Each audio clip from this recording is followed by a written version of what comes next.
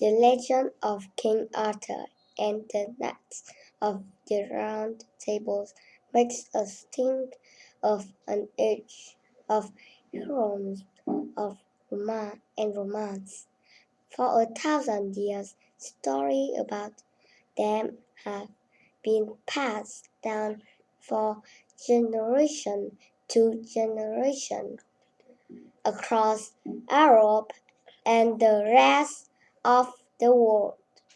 We even encounter them today in books, on televisions, and in the movies.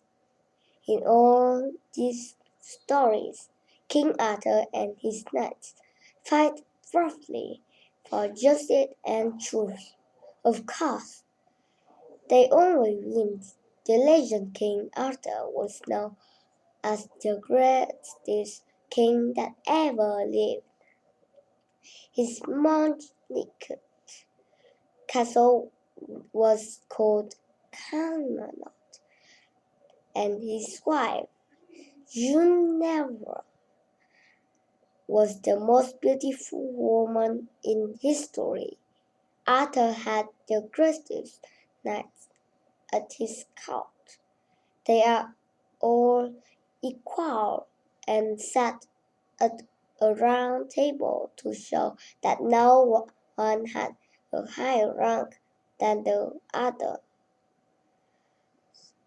The most famous knights were Sir Gawain and Sir Lancelot. The knights did many good deeds and went on adventures. They saved young women in trouble and searched for a precious cup called the Holy Grail. They are all heroes, all thought. They had fought like all people do. In the legend, Arthur is the perfect king.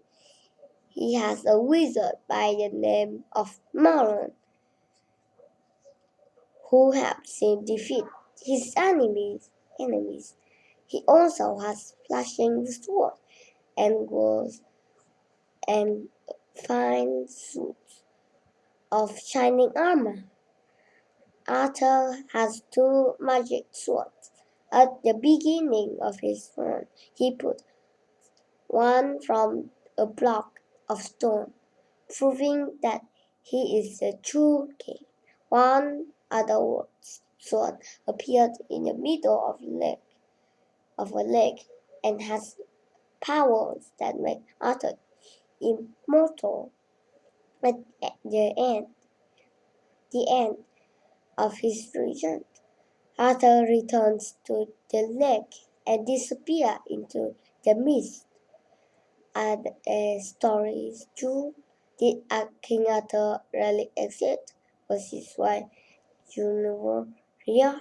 Did Camelot exist? How true to the fact are some of these stories? Historians don't know. For the last few hundred years, people thought that the legend about Arthur had been invented. However, history has realized recently that Arthur really may have existed. Most historians believe that he probably did. They think that he was a king or great leader somewhere in Great Britain. Most believe that Arthur lived around the end of the 5th and beginning of the 6th century. They also believe that he led an army against the Saxons who invaded Britain a very long time ago. That he won these great battles and that he was the character who inspired hundreds of stories. The stories of about Arthur may have some truth in them, they, but they also have a lot of exaggerations. It seems difficult to separate fact from fiction. Some people question how a man could win so many battles and sword fights without getting wounded or killed. And some of the things that Arthur's advisors mock him says, and that are too fantastic to be real. For example, he made precious odds of change and amazing things would happen in the future. And many stories claim that he could change himself into objects, different objects and animals. He could change into a boy or a deer. For example, he could change apartments for others and even make them invincible. However, there are other parts of the story we accept more easily, such as the magnificent castle of Camelot with its many towers. There have been various theories about where Camelot was located and whether it even existed in the late 196. Historians dug it all at site in southeastern England, Cadbury Castle, where Camelot could have been located, but they found nothing. Some historians say that the big stone castle didn't exist in the time of Arthur. The castle during in his was made of dirt and stone, and they were not the castle described in the story. Still, the idea of Camelot was as a wonderful, perfect place continues in the 1960. There was a popular musician called Camelot that life was perfect after Castle. Today, in the English language, the word Camelot has come to mean an ideal place. It is often associated with President John's candid White House years because his references start a new golden age. Prophecies in the United States. Most of the stories about King Arthur were written in the 9th century and later. The story tells us about the people and values of these times. Most of them talk about a code of honor or chivalry. King Arthur and his knights were all chivalrous. They respect Arthur. A chivalrous person did not kill his enemy after the enemy surrounded.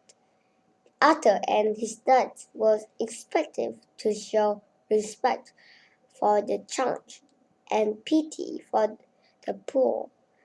As well, as the bravest and countless, the most famous king of King Arthur legend. A book called Mort Death of Arthur was written by Sir Thomas Malory in the 15th century. In his work, Malory created a story of extraordinary bravery and Emperor Pharaoh's the triumph of good over evil. This work inspired kings all over Europe. King Henry of England saw himself as the new Arthur returning the country after civil war and naming his eldest son Arthur.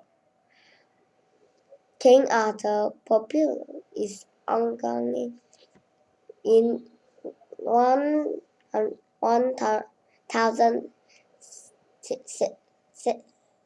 986. It was estimated that 13,500 books, articles, and reviews have been written about him. The success of the recent movies and books show that the popularity of the legend of King Arthur is still strong today. Why is it? The story of Arthur is an adventure story. The sword fights and wars that make the story exciting. There is own romance and the setting is worth away and evil. The conflict between love and duty. Other than is the story shows that also king is a king. Arthur is a king. He makes mistakes and like all people, he is not perfect. In his in fact, he is in fact like us in many ways. Maybe it is these combinations of greatness and humanism that has made King Arthur a popular figure out around the world and taught his story. Bye bye.